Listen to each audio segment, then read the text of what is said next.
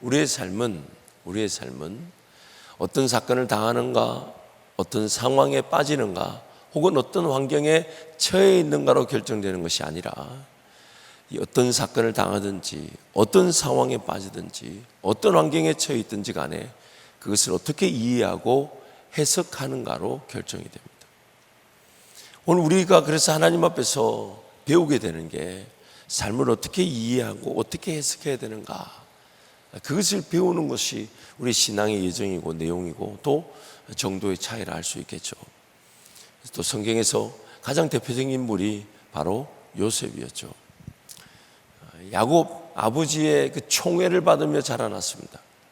11번째 아들이었지만 위에 있는 10명의 형들과는 다르게 아버지가 특별히 채색 옷을 지어 입히고 특별한 사랑, 좀 편애를 했죠.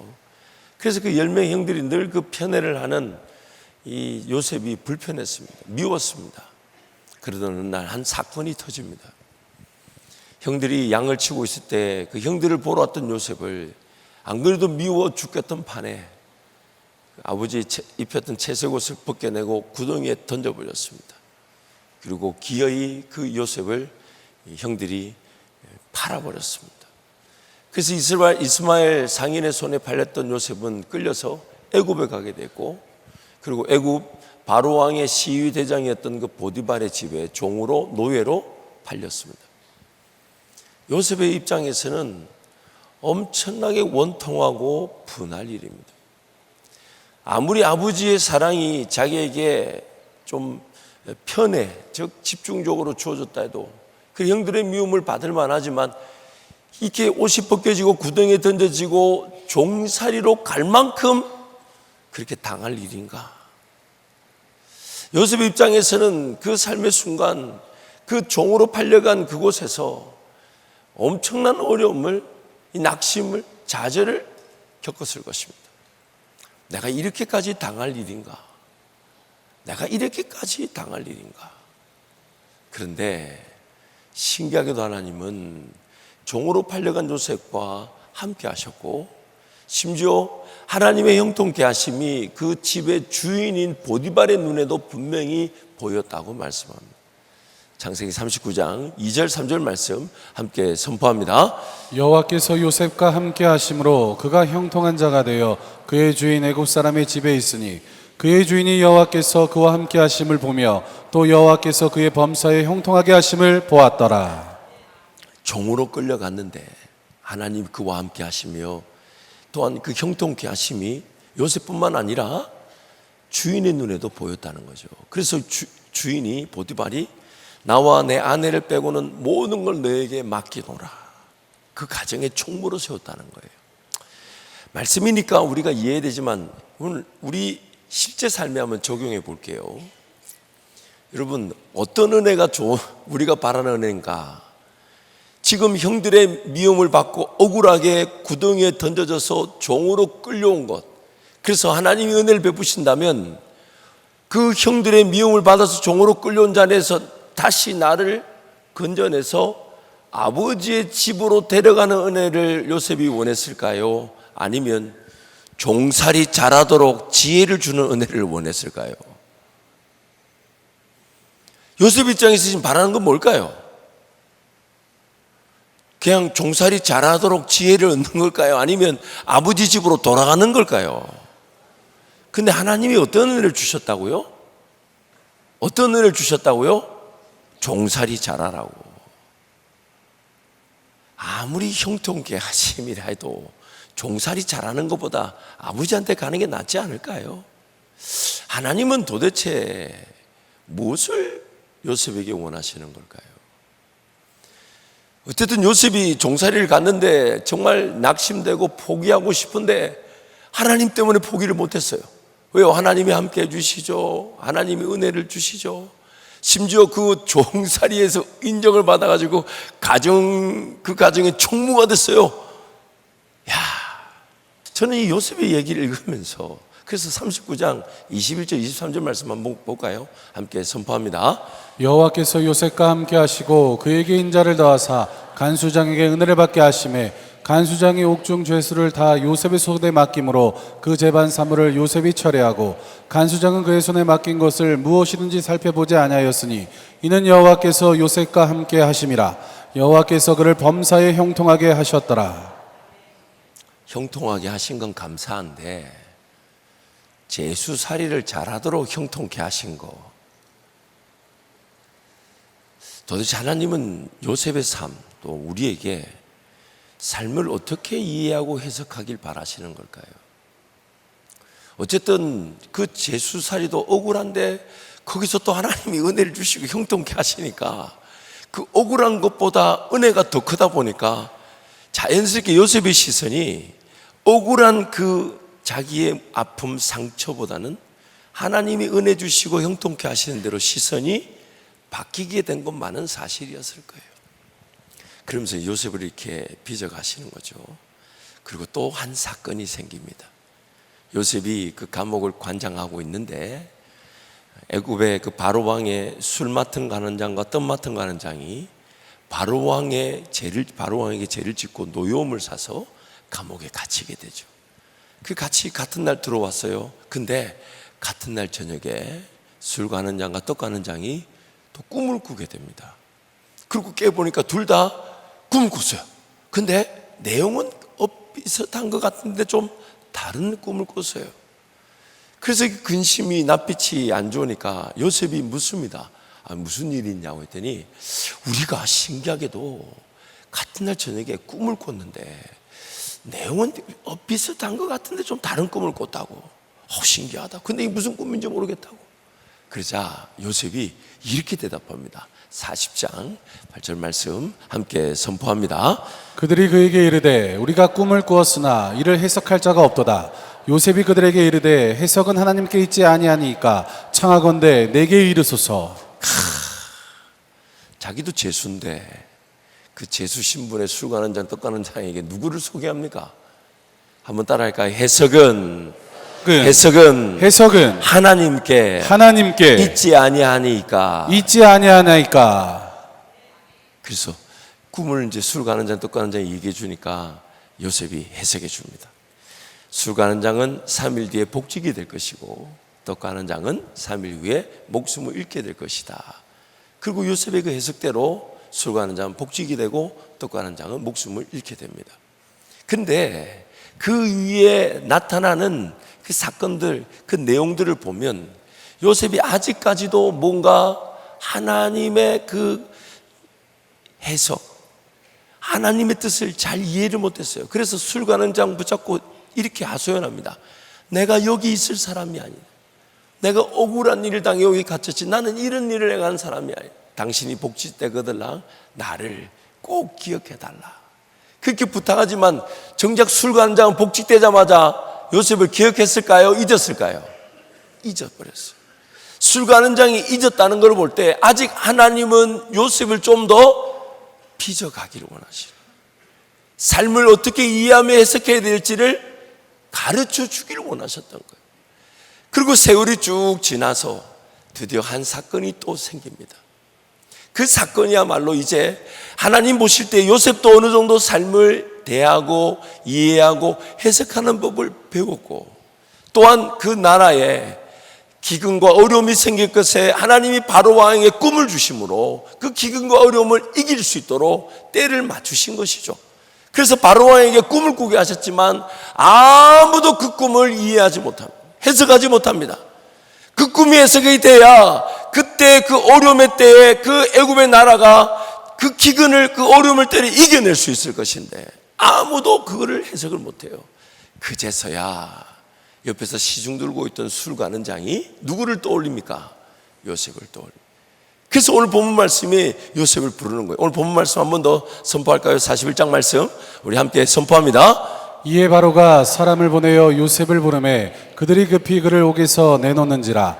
요셉이 곧 수염을 깎고 그의 옷을 갈아입고 바로에게 들어가니 바로가 요셉에게 이르되 내가 한 꿈을 꾸었으나 그것을 해석하는 자가 없더니 들은즉 너는 꿈을 들으면 능히 푼다 하더라. 요셉이 바로에게 대답하여 이르되 내가 아니라 하나님께서 바로에게 편안한 대답을 하시리라. 요셉이 달라진 몇 씀이 있어요. 술 가는 장과 떡 가는 장이 꿈을 꾸고 해석하지 못할 때 그들이 이렇게 얘기했죠. 해석은 하나님께 있지 아니하니까. 이것까지는 맞았어요. 근데 그 뒤에 요셉이 내게 이루소서.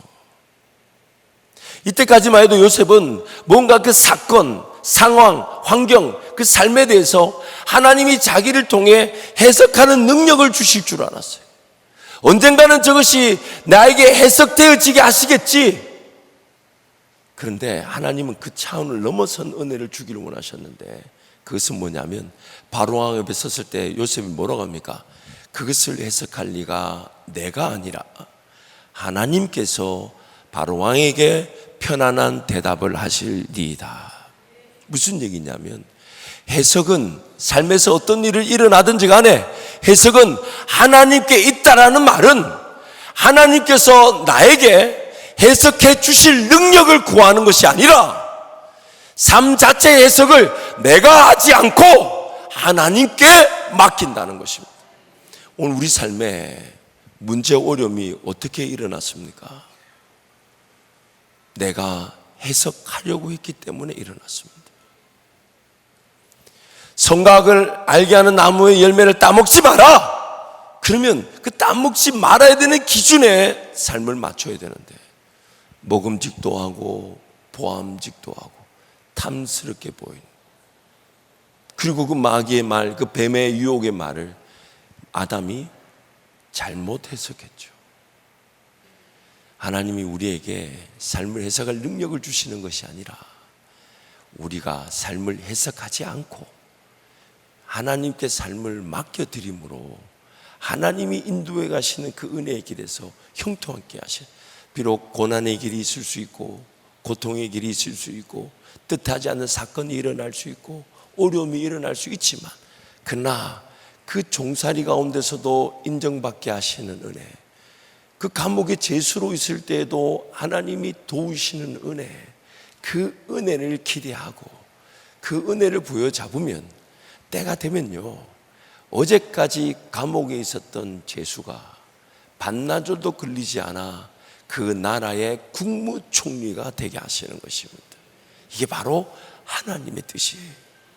그리고 때가 지나고 나면 하나님이 감추인 것이 드러나지 않을 것이 없고 숨겨진 것이 나타나지 않도록 다 드러내십니다. 그러나 우리의 고백은 내 눈앞에 그런 해석이 드러나지 않고 내 눈앞에 저 문제 어려움에 대한 답이 나타나지 않아도 나는 오늘 하나님의 임재 아래 거하며 하나님 은혜 아래 거하며 하나님 나를 형통케 하실 것이기에 하나님을 기대하며 사는 것이 우리 인생의 자세여야 한다는 거예요.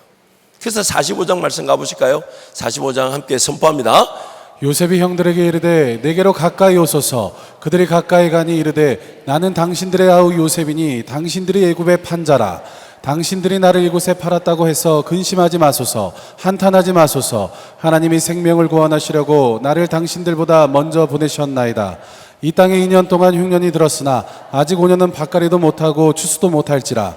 하나님이 큰 구원으로 당신들의 생명을 보존하고 당신들의 후손을 세상에 두시려고 나를 당신들보다 먼저 보내셨나니, 그런즉 나를 이리로 보낸 이는 당신들이 아니요 하나님이시라. 하나님이 나를 바로에게 아버지로 삼으시고 그 온 집의 주로 삼으심에 애굽 온 땅의 통치자로 삼으셨나이다. 형들의 미움으로 구덩이에 던져지고 노예로 팔렸지만은 하나님 은혜로 하나님께 삶을 맡겨두며 걸어왔더니 나중에 요셉이 그 형들에게 용서를 받고 안 받고 여기에 연연하지 않는다는 거예요. 왜요? 더 큰 하나님의 계획을 발견하고 보니까 하나님이 우리의 미움과 다툼까지도 가장 좋은 선한 길로 합력하여 선을 이루게 하셨구나. 거기 시선이 고정되니까 형들을 용서하고 안 하고 이거에 연연하지 않더라는 거예요. 인생이 문제가 있고 어려움이 있어도 상처가 있어도 그게 풀리고 안 풀리고에 연연하지 않더라는 겁니다. 하나님이 더 큰 은혜를 주시기 때문에, 하나님이 더 큰 은혜를 주시기 때문에 더 놀라운 은혜를 주시니까 형들은 요셉을 찾을 마음도 없었고 용서를 구해야 된다 이런 생각도 안 하고 있었지만 요셉이 바뀌어버렸어요. 요셉이 아웅다웅거리며 그 미움과 다툼과 용서를 하니 많이 이 수준이 아니라 하나님이 더 큰 은혜를 주시니까 형들에게 뭐라고 합니까? 당신들이 미워서 나를 나를 이렇게 구덩이에 던져서 종으로 팔렸다고 생각지 마십시오. 하나님이 우리를 구원하시기 위해 나를 먼저 보내신 것이라. 차원이 다른 해석. 차원이 다른 해석. 그러면 여러분 잊지 마십시오. 여러분 삶에 어떤 문제가 있든지 간에 그 사건 자체에 미혹당하지 마십시오. 휘둘리지 마십시오. 그럴 때일수록 하나님의 은혜를 사모하십시오. 예배의 자리를 놓칠까 두려워하십시오. 기도의 자리가 소홀히 될까 그것을 염려하십시오. 왜냐하면 그것이 풀리지 않는다 해도 하나님 나에게 오늘 주시는 은혜가 있고 하나님 나에게 주시는 형통케 하심이 있기 때문입니다. 요셉이 그렇게 은혜를 하나님께 맡겨놓고 쫙 살다 보니 그 국무총 일도 잘 감당되어지고 그러면서 내 억울했던 그 모든 것들이 그 하나님의 그 시간표 안에서 다 돌아가고 있구나. 그러면서 자신의 시각이 과거도 아니고 현재도 아닌 그 미래에 나타날 하나님의 역사를 기대하게 되었단 말이죠. 그래서 요셉의 그 마지막 유언의 내용을 보면 요셉이 무엇을 붙들고 살았는지를 알 수가 있어요. 50장 말씀 우리 함께 선포하겠습니다. 요셉이 그의 형제들에게 이르되 나는 죽을 것이나 하나님이 당신들을 돌보시고 당신들을 이 땅에서 인도하여 내사 아브라함과 이삭과 야곱에게 맹세하신 땅에 이르게 하시리라 하고 요셉이 또 이스라엘 자손에 맹세 이르시기를 하나님이 반드시 당신들을 돌보시리니 당신들은 여기서 내 해골을 메고 올라가겠다 하라 하였더라. 과거의 상처, 그 억울한 것도 더 이상 요셉에겐 관심의 대상이 될 수 없었어요. 현재 주어진 은혜도 너무 감사해서. 그래서 요셉이 가지게 된 자세는 뭐냐면 보이지 않지만 하나님의 계획, 하나님의 나라, 하나님의 꿈, 그리고 그것이 하나님의 그 방식대로 살아온 삶에 따라 그것이 보여지고 그것이 하나님의 그 눈에서 관점에서 해석되어지다 보니까 400년 500년 뒤에 이 애굽에서 종살이하던 백성들이 출애굽하여 약속의 땅에 갈 것을 미리 깨달아지고 받아들여지고 해석되어져서 그것을 붙들고 거기에 자신의 삶을 걸었고 심지어 자신들의 자손들에게 유언으로 그것을 물려주면서 나의 해골도 잊지 말고 가지고 가라고 삶을 그 하나님의 시간표에 하나님께 온전히 맡겨놓게 되더라는 것입니다. 요셉이 자기의 삶을 쭉 보면서 하나님이 나를 먼저 보내셨구나 그러면서 미래의 그 400년 500년 뒤의 것도 하나님께 듣고 그걸 붙들고 유언을 남겼죠. 그리고 나중에 하나님이 시편 105편에서 시편 기자를 통해 그 요셉의 삶에 그 하나님의 원대한 계획을 아주 한 문단으로 딱 요약해서 재조명하시는데 요셉이 깨달은 수준보다 훨씬 더 큰 계획과 목적을 갖고 계셨어요. 그래서 시편 105편 말씀인데 제가 한번 읽어드릴게요. 한번 잘 들어보세요. 야곱에게 세우신 율례 곧 이스라엘에게 하신 영원한 언약이라 이르시기를 내가 가나안 땅을 내게 주어 너희에게 할당된 소유가 되게 하리라 하셨도다.